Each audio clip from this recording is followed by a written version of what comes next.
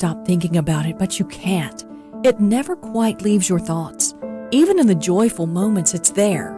The sadness, shame, and sorrow. You know you can't go on like this, so don't. Phone the International Helpline for Abortion Recovery at 866-482-LIFE. Your call is confidential, and you'll be talking with someone who's already been where you are and found the way out. 866-482-LIFE. Darkness is not an affirmative force.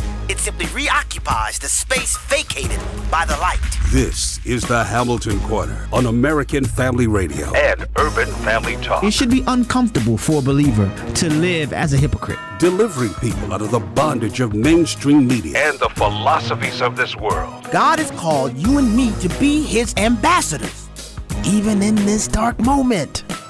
Let's not miss our moment. And now, the Hamilton Corner.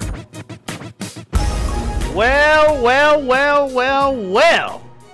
Good evening. Welcome to this Anthony Kennedy announcing his retirement edition of the Hamilton Corner. Do I sound a little bit too excited? Let me calm myself and become a neutral and detached member of the media. Good evening, everybody. Thank you so much for tuning in to the Hamilton Corner. I am your host, Abraham Hamilton III. I have on my left Mr. Jeff Reed, on my right Mr. Jay Tross, in the screening room Miss Hannah.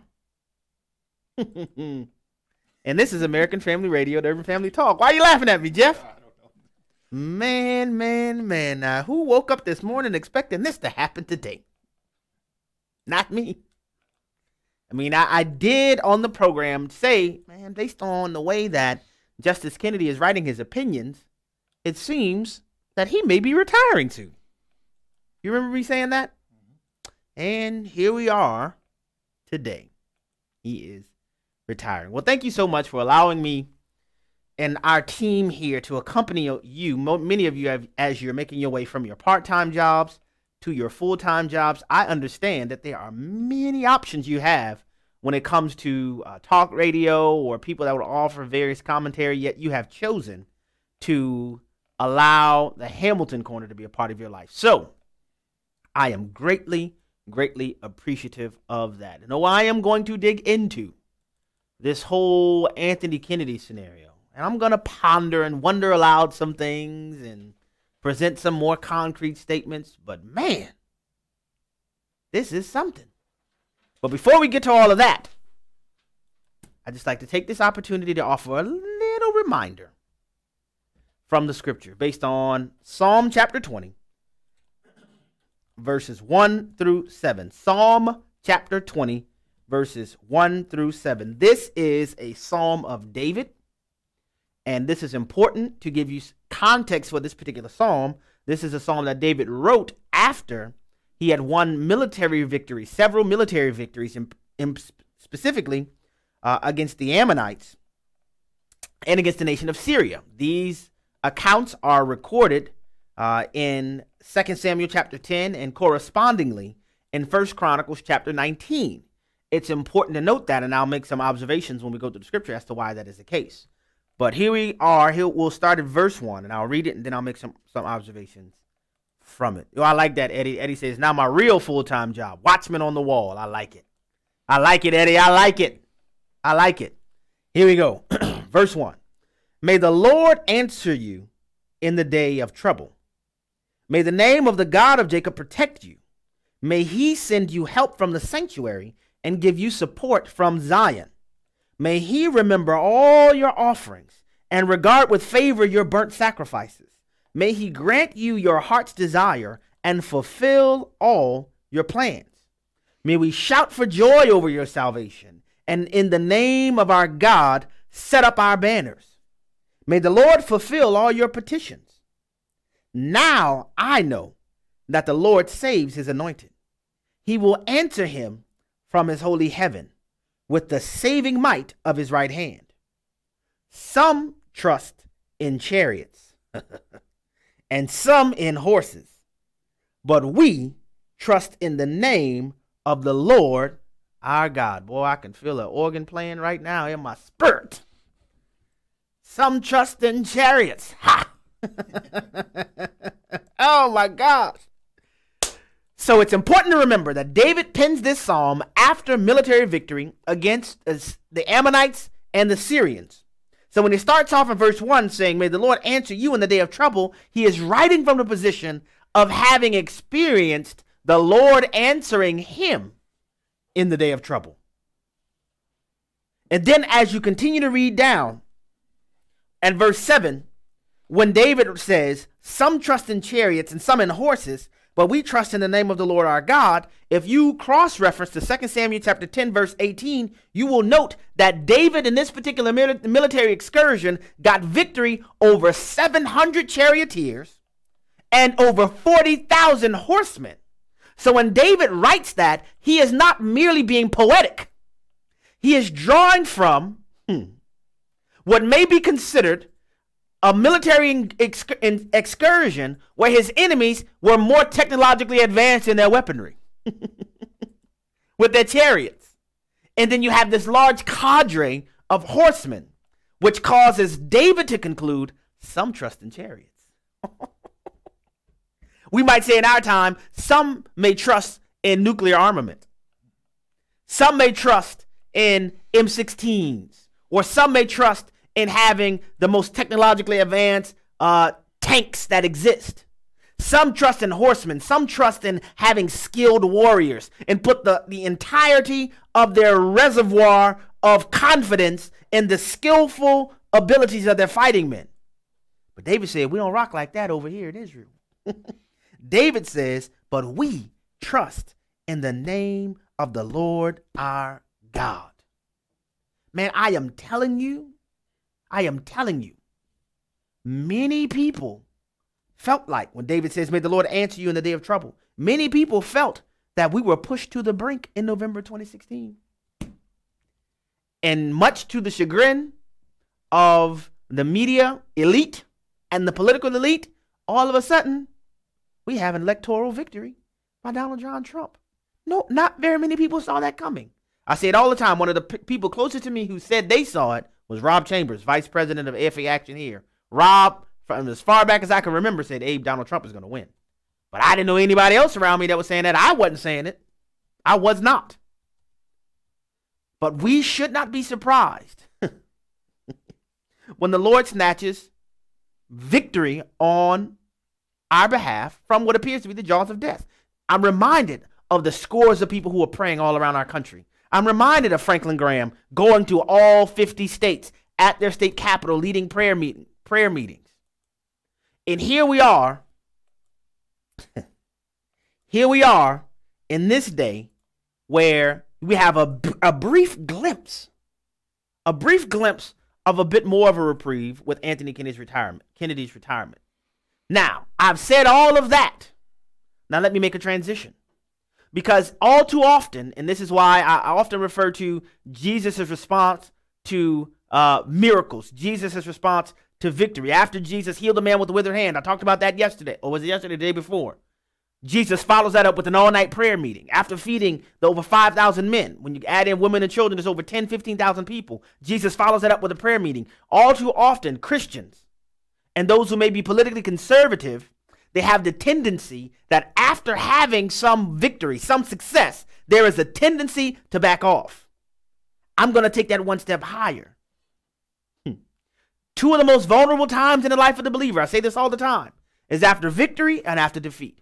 Because it's human nature to pull up off the gas. When people talk about Michael Jordan in basketball, one of the things that made him great, he always played as if the score was 0-0. So even if his team was up by a lot of points, his teammates would ask him, what's the score? He would say 0-0. We cannot afford, and I'm talking to my praying people right now. I've been talking about prayer all week. We cannot afford to allow Anthony Kennedy's retirement from the Supreme Court and President Trump's potential ability to appoint a replacement to invite you to become casual now in prayer.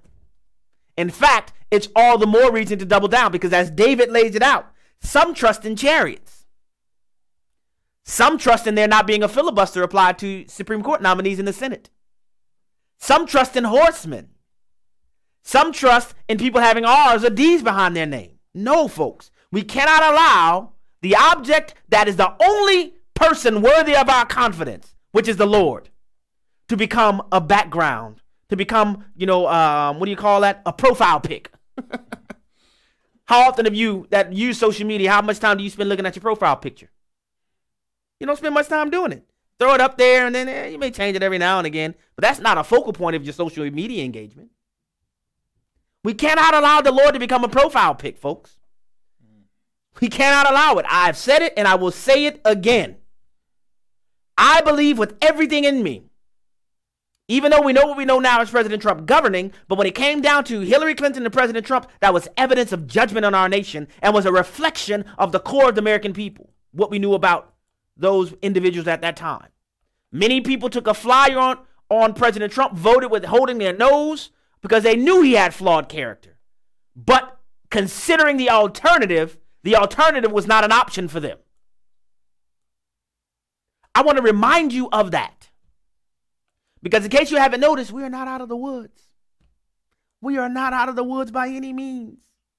We are suffering as a nation, suffering root rot. That's just what it is.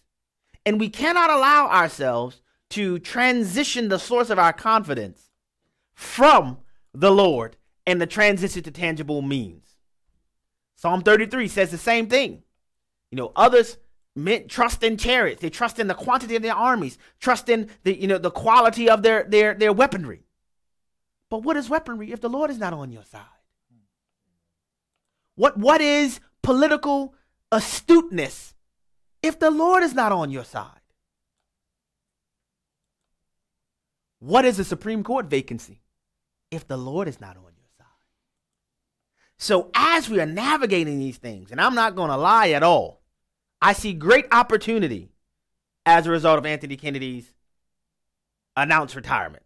We have the opportunity to replace him with a solid constitutional conservative. Praise God for that. But you know what? That judicial nominee is not my God. The midterm elections, which become a whole lot more interesting now all of a sudden, but the midterm elections are not my God. See, what I believe that the Lord in this moment is requiring of his people is that we use the window that we have to redouble our efforts for kingdom engagement. I shared a thing about the biblical basis for cultural engagement. I believe in it 100%. But the purpose of the cultural engagement is not cultural engagement in and of itself. The purpose of it is for kingdom advancement. It's for the proclamation of the gospel and making disciples. That's the purpose. We literally, the Masterpiece Cake Shop is a great example. We faced the prospect of not being able to exercise our faith in the public square. This Nifla versus Becerra case I talked about earlier this week. You had the real prospect where the government was dictating speech to private entities. Folks, that's real. Do you think and remember that decision was rendered on a 5-4 basis. If the Supreme Court would have allowed state governments to dictate to Christian-run pro-life pregnancy centers, how long do you think it would have taken for them to get to, I don't know, nonprofit parachurch ministries? To force groups like maybe American Family Radio to say, you know what, we want you guys to air more alternative views than what you air. Folks, that ain't but a short walk. That's a small step. We were there 5-4. Okay? So let's be real about this. This is no time to have a seat on the lazy boy and to kick off the shoes and relax your feet. No, folks. It's time to redouble our commitments to giving our all for the King. Giving our all for the King. The Lord led me to establish a mission for my family, and I'll share it with you guys. This is private, but I'll share it with you all. We have it mounted on our walls in our house. That we, as a family, the Hamilton family mission, is that for every member of our family to be poured out like drink offerings in service of the Lord's purposes in our generation. When it's time for us to meet our King, we want to go empty. We don't want to have an ounce of potential left. Pour it out, man. There's no room for lukewarmth. There's no room for casual approaches to the King of Glory. He is the King of Glory. The only proper response in light of who he is complete worship and giving over of ourselves. So to bring it all back in square focus, I'll say it like King David said it himself. Some trust in chariots, and some in horses. Remember, he just won a battle over 700 charioteers and over 40,000 horsemen. But we trust in the name of the Lord our God. We got to keep the main thing, and keep the main man in the main frame. He is the King of glory.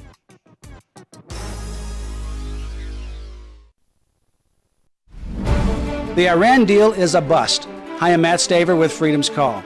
Liberty Counsel applauds President Donald Trump for pulling out of the Iran deal. Iran has been contributing to the destabilization of 4 countries between Israel and itself. This includes funding militant factions inside of Iraq, Syria, Lebanon, and Yemen. In addition, President Trump is demanding that Iran end its publicly declared quest to destroy Israel. This small but mighty country uncovered documents revealing Iran's efforts to create nuclear missiles. Reverting to sanctions is a good plan to stop a country determined to build nuclear bombs to destroy others. These sanctions will target the Iranian government, including critical sectors of its economy, such as energy and financial sectors. Companies have up to 6 months to shut down Iranian operations, but Trump specified the sanctions are not targeting the Iranian people, who are the regime's longest suffering victims. Stay informed at lc.org.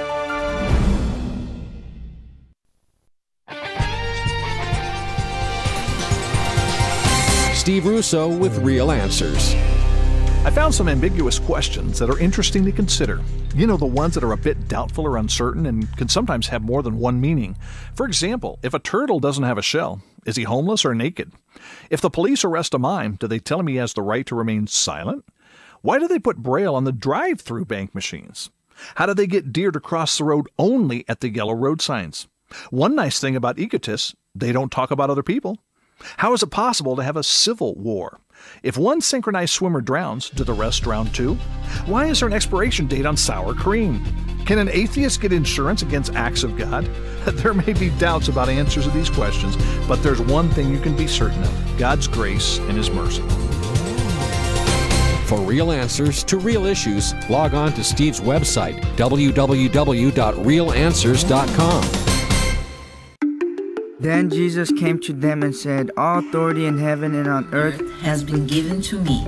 Therefore, go and make disciples of all nations." This is Bert Harper. Join me for Exploring Missions, revealing the hearts of missionaries, their stories, and lives.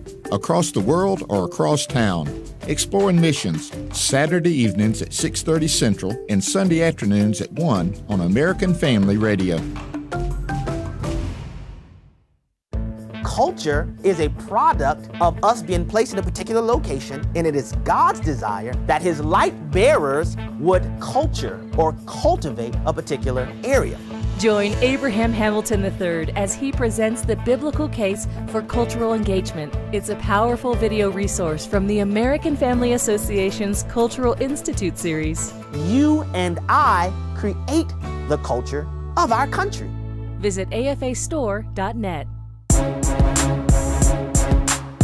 Shining light into the darkness. This is the Hamilton Corner on American Family Radio and Urban Family Talk.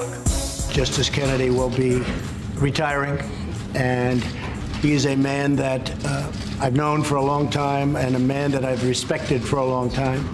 He's been a great justice of the Supreme Court.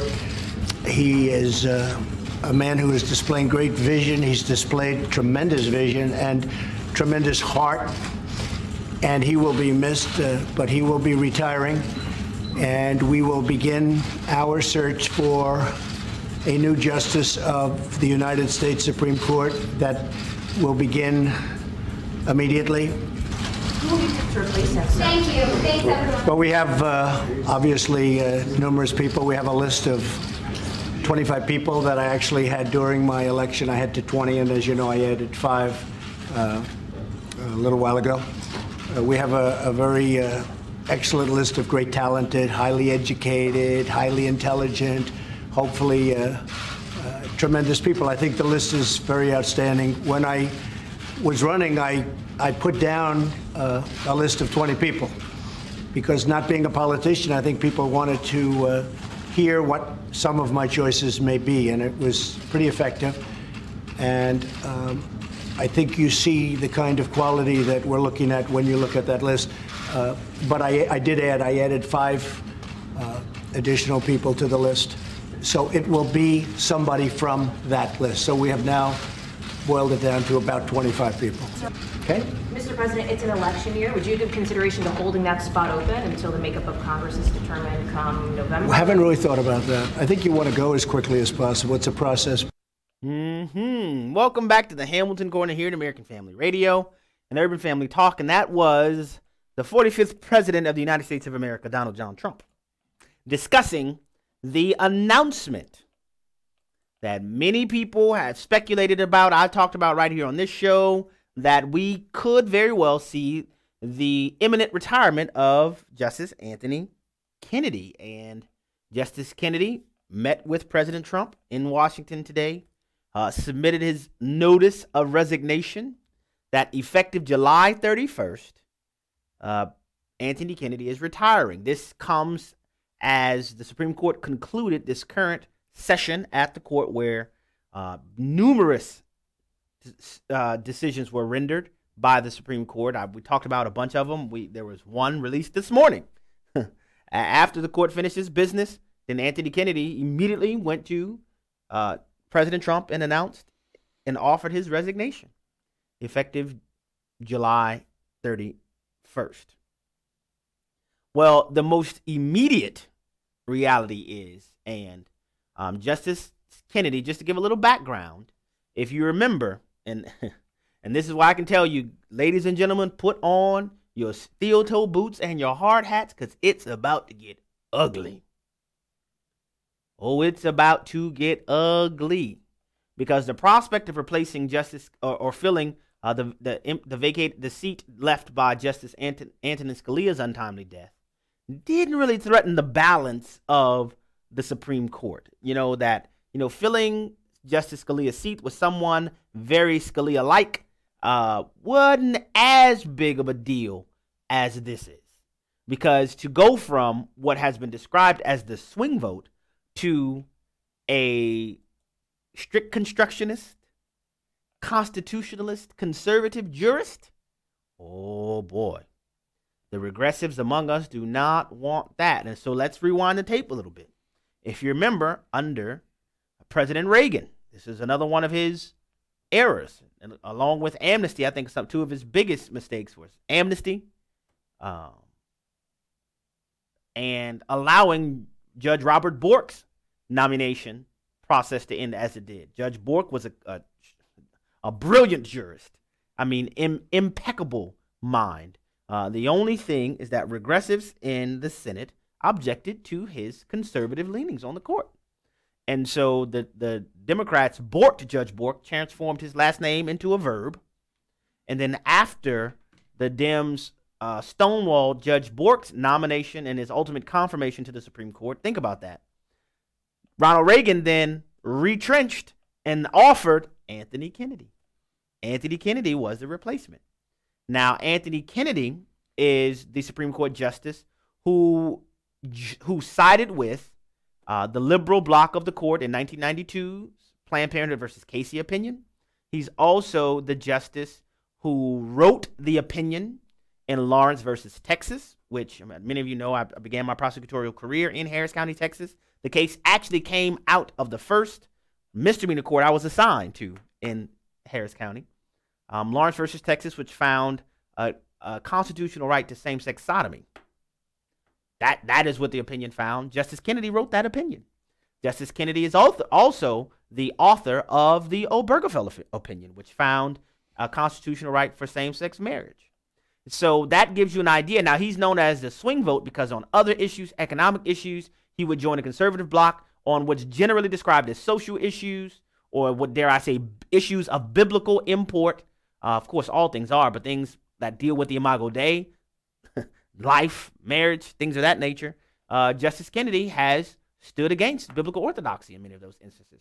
So you can see why that this would cause great consternation among those who are among the regressive ilk of our congressional constituency.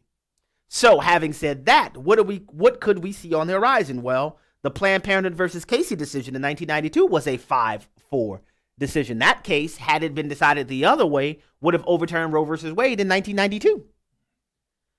So if Justice Kennedy's seat is filled with a constitutional conservative, one who would continue in the strict constructionist method of interpreting and applying the Constitution that Justice Clarence Thomas employs, that Justice Antonin Scalia employed, that Neil Gorsuch has demonstrated so far in his tenure on the bench, Justice Samuel Alito has demonstrated on the bench, and Justice Roberts, except for Obamacare and a couple other decisions, he also has demonstrated that we could very well see, folks, and this is, for many people, this is the big kahuna. We very well may see a challenge to Roe versus Wade and its accompanying case, Doe v. Bolton, that results in Roe versus Wade being ascribed to the dustbins of history. I say that because you have legislation like Mississippi state law concerning abortion, putting a 15-week limit on it. Other states around the country have other challenges to Roe versus Wade that are ripe, and that are prime to be brought up on appeal to the Supreme Court. Can you imagine if those cases, the Supreme Court is made up of a bench that includes a fifth justice that adheres to constitutional orthodoxy? Roe v. Wade could be overturned in our lifetimes in very short order. On top of that, the Obergefell decision was a 5-4 decision. Anthony Kennedy making up the fifth decision. Could it be that a challenge, and right now, the state of Washington has been instructed to reconsider Barronelle Stutzman's case in light of the Masterpiece Cake Shop case? Could her case ultimately be decided by a Supreme Court that includes a fifth justice, one who has just been nominated by President Trump and confirmed by this current United States Senate? Folks, that is where we are. The stakes don't get much higher than this. That is where we are. And so as expected, you can feel the angst. And I have a story I have right here in front of me from the Daily Caller. Where did I put it? Where there is absolute meltdown occurring amongst many journalists and those types of folks because they see what I just said. And it begs the question, right? Why do you think they are up in arms so much so? Why do you think they have such angst?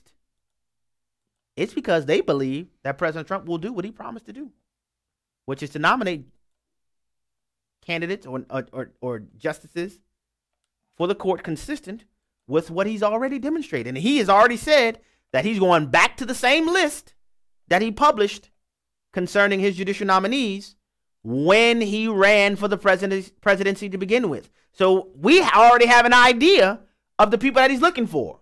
He said, I'm going to pick one from my list. And then when asked, and this was interesting to me, in that audio clip you heard, there was a journalist who asked, will you wait because this is an election year? And of course, they're referring to the 2016 election year where President Barack Obama nominated Merrick Garland, and Mitch McConnell, Republican leader in the Senate, said they would not conduct hearings on Merrick Garland because it was a presidential election year, that the prerogative should be left to the people's choice for the presidency. And you have to remember, he did that when most people expected Hillary Clinton to win. Let's not forget that. Okay. Having said that, the journalist asked President Trump, will you nominate someone during this election year, since we're in election year, or will you hold off? And the president said, well, I haven't really thought about that, but no, we're going to go now. And of course, there's a distinction between a presidential election year and a congressional election year. And just in case you have not been paying attention to the primary election season, which I have been banging my drum, if you won't get engaged in the primary, I don't want to hear your mouth during the general election saying that, oh, we're left with the lesser of two evils. My question to people who say that to me always is, did you vote in the primaries? Because if you did not participate in the primaries, don't cry that you're now limited to the other people's choices based on your non-engagement. But I'm going to play a little audio for you from Minority Leader in the United States Senate, Chuck Schumer, He has some interesting words to say in light of Anthony Kennedy's retirement. If you would, Jay, please play clip number 3. This is the most important Supreme Court vacancy for this country in at least a generation. Nothing less than the fate of our health care system, reproductive rights for women, and countless other protections for middle-class Americans are at stake. Will Republicans and President Trump nominate and vote for someone who will preserve protections for people with pre-existing conditions? Or will they support a justice who will put health insurance companies over patients or put the federal government between a woman and her doctor? The Senate should reject, on a bipartisan basis, any justice who would overturn Roe v. Wade or undermine key health care protections. People from all across America should realize that their rights and opportunities are threatened. Americans should make their voices heard loudly, clearly, and consistently. Americans should make it clear that they will not tolerate a nominee chosen from President Trump's preordained list, selected by powerful special interests, who will reverse the progress we have made over the decades. Now, did you hear that? Man, this is interesting. So I agree with Chuck Schumer in this. At the beginning of the audio I played, he said that this is the most important judicial nominee and vacancy, at least in a generation. I agree with him. Justice Kennedy's been on the bench 30 years. 30. I agree with that assessment. But immediately you see Chuck Schumer laying out his ideological gauntlet for who he will deem acceptable. And right at the top of the list was what? Right to kill a baby in the womb. He said it. Any judge, any nominee who will overturn Roe, he doesn't want to have anything to do with him. Now, I wonder why that's the case. And I wonder if the borking of Judge Robert Bork was a bipartisan process. It wasn't. It wasn't. Folks, I'll say it in the words of former President Barack Obama, elections have consequences. And to add to this conversation, because of the numbers in the Senate, there are currently 51 Republican senators. You have, Senator McCain, I don't know, he probably won't be there in the immediate future to participate. And 48 Democrat senators and 1 independent. If the Republicans stay together, there is nothing the Democrats can do to stop President Trump's nominee to the Supreme Court. Why do I say that? Because if you can recall, under former Senator Harry Reid, the Democrats busted the filibuster for appellate court nominees. With Justice Neil Gorsuch's nomination, the Republicans busted the filibuster for Supreme Court nominees. It begs the question why I want to do it for legislation. We'll get to that on another day, but you guys know how I've been addressing that pretty aggressively. But if the Republicans stay together, there really is nothing the Democrats can do to stop President Trump's nomination of a replacement to fill Anthony Kennedy's vacated seat. And I'll tell you what I would do if I was president. The resignation and the retirement is effective July 31st. I would offer my nomination to the Senate on July 31st. And immediately request for hearings to commence. Because quite frankly, there really is no need to wait. You can't tell me that the president hasn't been preparing for this. All of the people, I said it, I'm not in the White House. I told you guys based on the fact that his law clerks were only secured for 1 term as opposed to 2. Normally they hired 2 terms at a time. That was an indication that he's retiring soon. The way that he crafted his opinions, in spite of his historical leanings, in recent rulings, he was trying to inch closer to constitutional conservatism. I say, this is the indication that he's going to retire. He's going to retire. And now we know it's happened. And I'll just tell you frankly that people who don't want to see Roe versus Wade overturned, they are panicking. They are panicking. I have a list of responses right here that we may get to. And I want to talk a little bit about what's happening in the nation. We have in New York a 19-year veteran incumbent of Congress beaten by a 28-year-old former bartender who was a bartender less than a year ago, who's now won the Democrat primary in New York.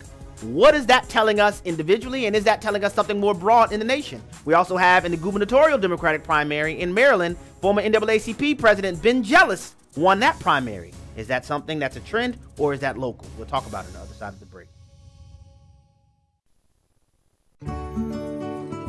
The American Family Association invites you to a very special gathering of AFA friends from across America this fall at the Big Cedar Lodge in the Ozarks. The AFA retreat will be a relaxing time of fellowship and inspiration. Speakers include Sandy Rios, Dr. Ray Pritchard, Todd Starnes, Abraham Hamilton III, and Ed Vitagliano, and Dennis Jernigan will lead us in worship. Experience all of this in a beautiful setting that dates back to the 1920s, built originally to be a wilderness retreat for a prominent Missouri family. We hope you'll join us October 8th through the 11th at the rustic Big Cedar Lodge just south of Branson on Table Rock Lake. It promises to be a refreshing time of worship, teaching, fellowship, and fun. To register or for more information, visit afafoundation.net. Seating is limited, so register today. Hope to see you there. Are you meaningfully worldly? This is David Wheaton, host of The Christian Worldview. Authentic Christianity assumes a meaningful worldliness, said Pastor Art Azurdia in a recent sermon. What he means is that Christians should avoid the extremes of assimilation and isolation from the world, but rather engage enough to be used by God in his work of redemption. This is what Jesus prayed for his disciples in John 17. As you sent me into the world, I also have sent them into the world. The pastor closed by saying, church is the huddle, but the game is played out there. So let's engage with non-believers to tell them the way of salvation. Hear more about meaningful worldliness at thechristianworldview.org. And then tune in this weekend for another topic that will sharpen your worldview. Listen to The Christian Worldview with David Wheaton, Saturday mornings at 8 Central on American Family Radio. Hello, Americans. I'm Todd Starnes with news and commentary next. Tammy Waddell was one of those teachers who treated her students as if they were her own kids. She always wanted to make sure they were taken care of. She was a great teacher, but last August, after 25 years in the classroom, Mrs. Waddell retired. She had colon cancer, and the doctors told her she did not have long to live. 2 weeks before she died, Mrs. Waddell gave her son a directive: no flowers at the funeral. Instead, she wanted people to bring backpacks full of school supplies for kids in need. And that's exactly what people did, filling the funeral home in Forsyth County, Georgia, with backpacks of all shapes and sizes and colors. A final lesson of sorts for all of us, really. A reminder to take care of the least of these. One of her family members told CNN that Tammy Waddell did in death what she did in life. She taught us all a lesson. I'm Todd Starnes. The Hamilton Corner podcast and one-minute commentaries are available at afr.net and urbanfamilytalk.com. Back to the Hamilton Corner on American Family Radio and Urban Family Talk. Welcome back to the Hamilton Corner here at American Family Radio and Urban Family Talk, man. I'm telling you, the people on the Facebook feed are sharp. I was going to get to this. I hope I pronounced this right, but say La Chica, said Chucky, I'm quoting from her, Chucky forgot that Justice Kagan was nominated by President Obama and confirmed 3 months before the midterm elections. Short memory. Boy, that's a good one. You are absolutely correct. There is no precedent prohibiting presidents from nominating Supreme Court justices before midterm elections. Midterm elections are different from presidential elections, and I'm not saying that that justifies preventing a president from nominating a Supreme Court justice during the presidential election year. But you can see the rationale. It's a bit different. It's a bit different. But that being said, that was a good point. So I want to give you an idea. Man, I have so much I want to get to it. I will get to the phone lines. I won't take a long time doing this. But I want to give you an idea of some of the things that are being said by those who I would describe as regressive media members. Now, I don't follow all of these people, quite frankly, I don't follow any of them. I don't keep up with them. I just happen to know some of the names because I have to read a lot of stuff and all this kind of stuff. But I'll start here with this tweet by Andrew Cohen. He said, quote, "For starters, abortion rights are more imperiled now than at any time since Roe v. Wade. And there is no reason to think there won't be a rollback of gay rights either with Kennedy gone," end quote. That's one of the milder, and plenty of these tweets I cannot read on the air. We are a Christian radio network. Hello. Expletives are not welcome here. But when I tell you that they are unhinged, they are unhinged. Let's see. I'm going to, just to give you an idea. Let me see. I have plenty of them. Let's go here. By Jamie O'Grady. Quote, "It's one gut punch after another right now, folks. And while Kennedy has been decidedly conservative of late, his replacement is sure to be worse by an order of magnitude." Here's another from Qasim Rashid, who is an attorney who calls himself the Muslim IQ. That's what he calls himself. Quote, "The man who upheld the hashtag Muslim ban yesterday just paved the way to repeal Roe v. Wade tomorrow. Hashtag Kennedy." How about this from Mark Joseph Stern? Quote, "Justice Kennedy's retirement is a catastrophe for liberals. Abortion access, same-sex marriage, voting rights, environmental regulations, they're all on the line now. This is nothing short of a crisis for the left." Last one from Ian Samuel that I'll read. I have about 15 more, but last one I'll read. Said, quote, "The crisis, my brothers and sisters, is here. The crisis has come." They are perceiving this as a crises. Very, very, very interesting. Well, I want to... Jason is laughing. Let me do this. I'm going to play this, which I think was a very, very effective political ad that was released by the RNC just yesterday. What's yesterday that this was just released? Go ahead and play clip number 1, please. A few years ago, ideas that we talked about were thought to be fringe ideas, radical ideas, extremist ideas. Those ideas are now mainstream. I just don't even know why there aren't uprisings all over the country. And if you see anybody from that cabinet in a restaurant, in a department store, at a gasoline station, you get out and you create a crowd. And you push back on them. And you tell them they're not welcome anymore, anywhere. Do something about your dad's immigration practices, you feckless. What's Uncle Tom but for white women who disappoint other white women? One way you get rid of Trump is a crashing economy, so please bring on the recession. When was the last time an actor assassinated a president? I have thought an awful lot about blowing up the White House.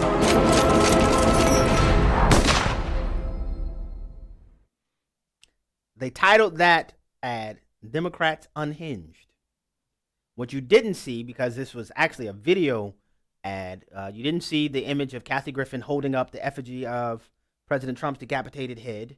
And you didn't see, you heard the sound at the end, which was a gunshot, was from the rapper Snoop Dogg assassinating the effigy of President Donald Trump. I mean, completely unhinged. But I want to call your attention to the statements made at the very beginning by Bernie Sanders, who said he has marked the success of his movement. He didn't say that. He's going to say what I'm about to say. What I'm about to say now, by saying that views that he had and that he advocated for, they were previously believed and treated as if they were extreme. They have now become mainstream. Enter New York's 14th District congressional race, where a young lady by the name of Alexandria Ocasio-Cortez won 57.5% of the vote, unseating a 19-year incumbent who has never faced a Democratic primary opponent in his career by the name of Joe Crowley. She just unseated him. Alexandria Cortez describes herself as a democratic socialist. And in case you're wondering, there's no difference between democratic socialism and socialism. That's people trying to represent socialism and put it in an American-friendly package. You know, let's just say it how it is. And socialism, folks, it's communism, all right? Well, she ran as a socialist. I mean, straight down the board. Then you have Ben Jealous winning the Maryland gubernatorial Democratic primary. And so you have to put all of these things together, take into consideration in California. Now, this is on the opposite end of the country, where Senator Dianne Feinstein has been, she's been in Congress as long as I've been an adult. You know, I think she was born there. She wasn't really born there, folks. She couldn't even win the Democratic Party's nomination for her primary in California. And so I was asked earlier, do I think this is a one-off, or do I think this is a new trend for the Democrat Party? And I said this, folks, I believe very, very clearly, based on the policy positions and the electoral results, that we can now affectionately refer to the Democrat Party as the Socialist Party of America. Because the candidates in the country that are gaining momentum from the Democratic Party's base are Alexandria Ocasio-Cortez, her types. And we're seeing this more and more. We already know about the purge of any modicum of moderation in California. And this is being presented as the way forward in the Democrat Party. And so I just wanted to bring that to your attention to communicate to you that this isn't going anywhere anytime soon.